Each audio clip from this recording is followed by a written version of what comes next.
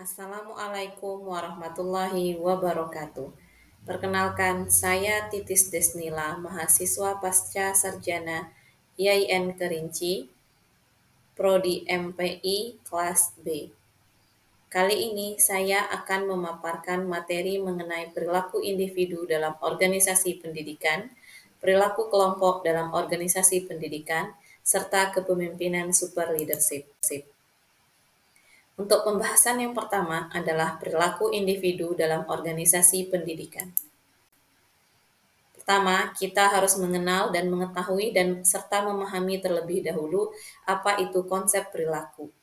Perilaku individu dalam organisasi merupakan tindakan atau respon yang dilakukan oleh individu dalam konteks organisasi. Dalam suatu perusahaan atau dalam suatu organisasi, semuanya memiliki perilaku yang berbeda-beda, dan perilaku tersebut dipengaruhi oleh lingkungannya masing-masing.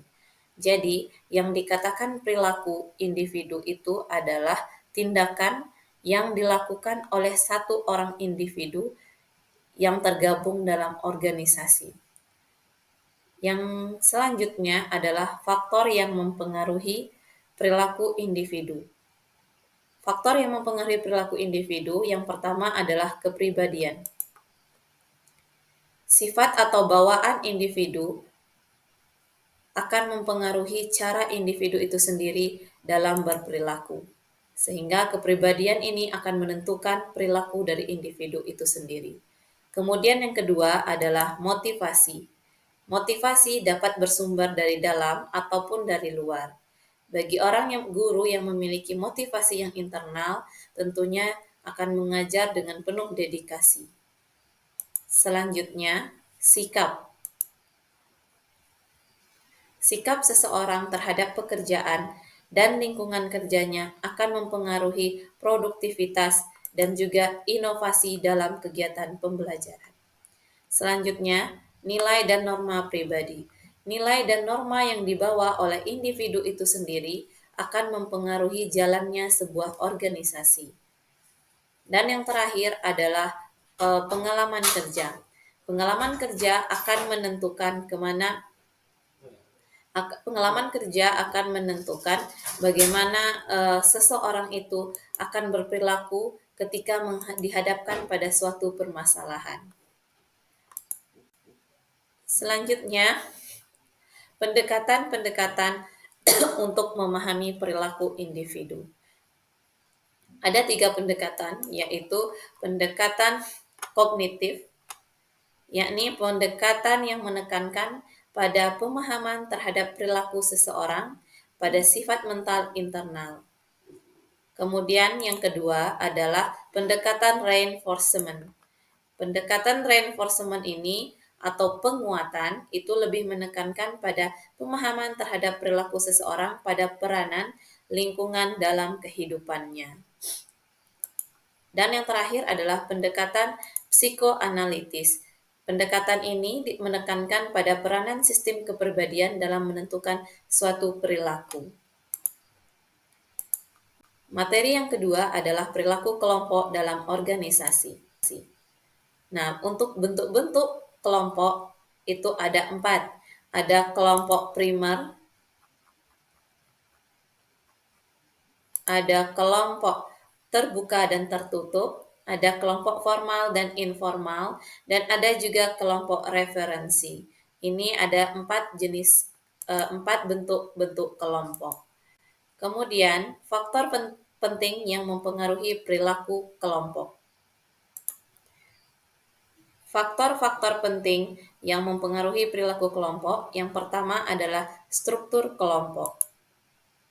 Struktur dalam kelompok itu nanti akan terdiri dari peran dan aturan yang jelas dalam kelompok. Sebagai contoh, nanti kalau di sekolah kita ada tim guru yang terdiri dari ketua, anggota, termasuk koordinator yang akan lebih mudah dalam mencapai tujuan pendidikan.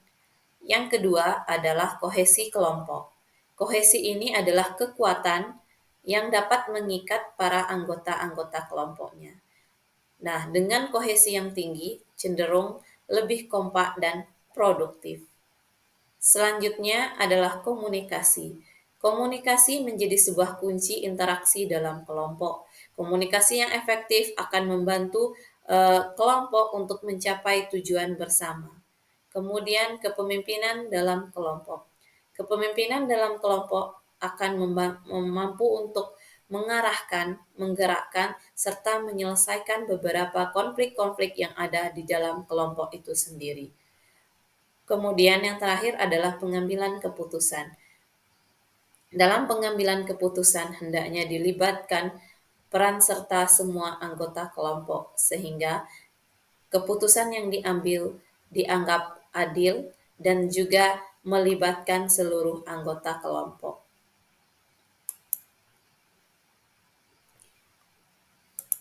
Materi yang terakhir adalah kepemimpinan super leadership.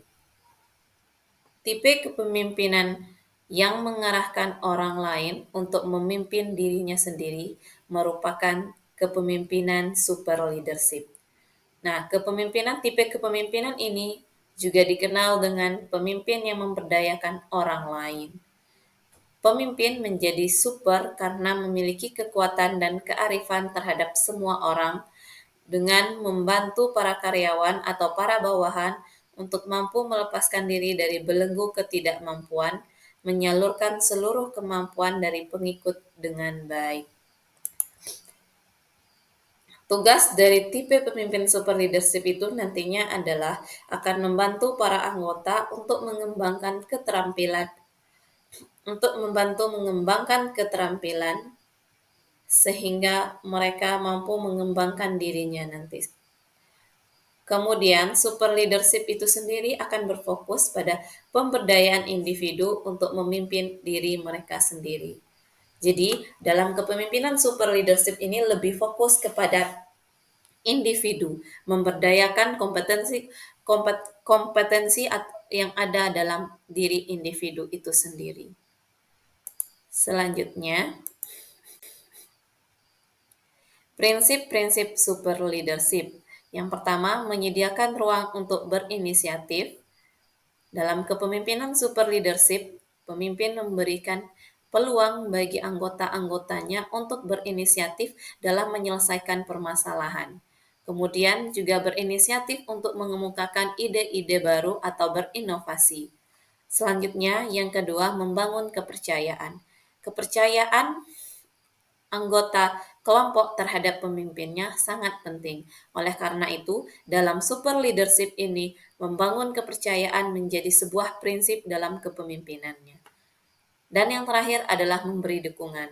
Ini adalah suatu bentuk kolaborasi antara anggota dengan pemimpinnya. Dengan memberikan dukungan terhadap pemimpin, akan membantu mempermudah kita untuk mencapai tujuan bersama.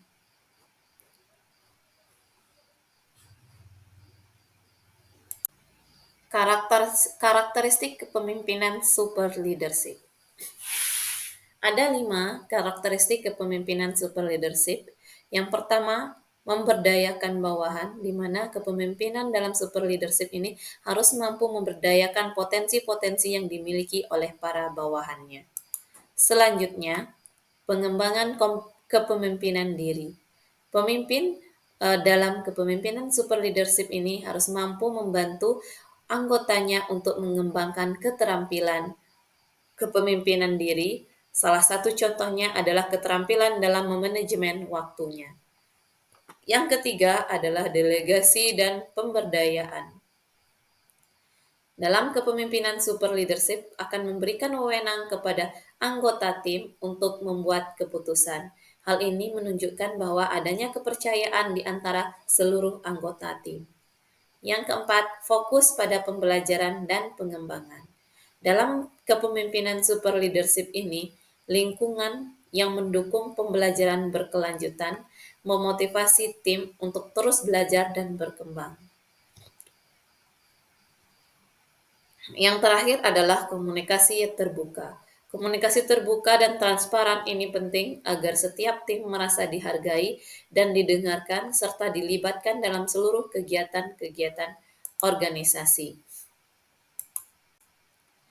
Aplikasi super leadership dalam organisasi dapat kita lihat dalam beberapa organisasi teknologi, kemudian dalam lembaga-lembaga pendidikan, selanjutnya dalam beberapa industri-industri kreatif, dan yang terakhir ada dalam lembaga nirlaba dan pemerintahan.